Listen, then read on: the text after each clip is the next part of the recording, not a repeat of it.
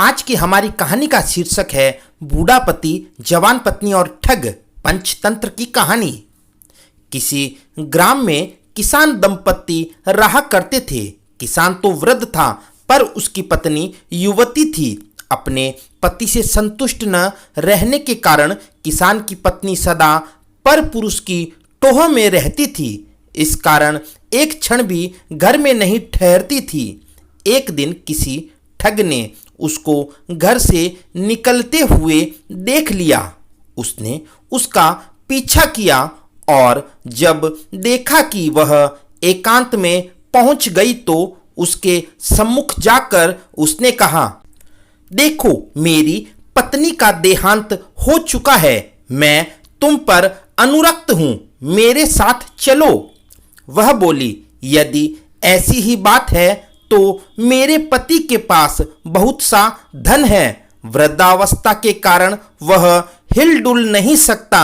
मैं उसको लेकर आती हूं जिससे कि हमारा भविष्य सुखमय बीते। ठीक है, जाओ, कल प्रातःकाल इसी समय इसी स्थान पर मिल जाना।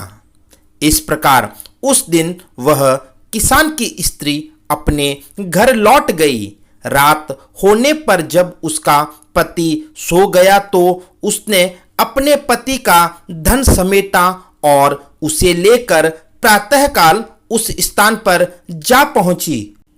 दोनों वहां से चल दिए। दोनों अपने ग्राम से बहुत दूर निकल आए थे कि तभी मार्ग में एक गहरी नदी आ गई।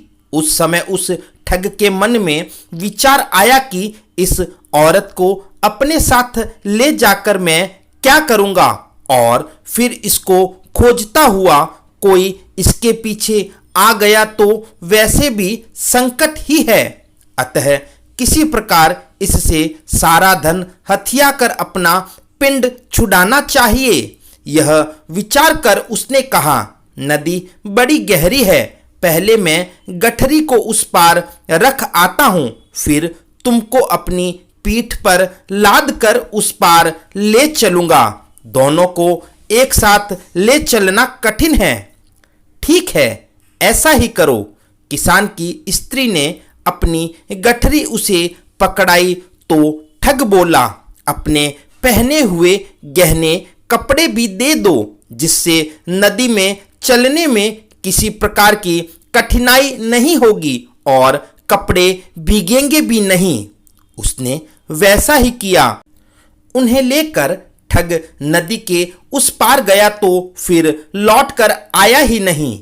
वह औरत अपने कुकृत्यों के कारण कहीं की नहीं रही।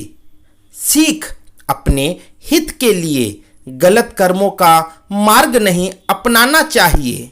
आई होप फ्रेंड, कहानी अच्छी लगी होगी। इसी प्रकार की मज़ेदार कहानियाँ देखने के लिए हमारे YouTube चैनल को सब्सक्राइब करना ना भूलें।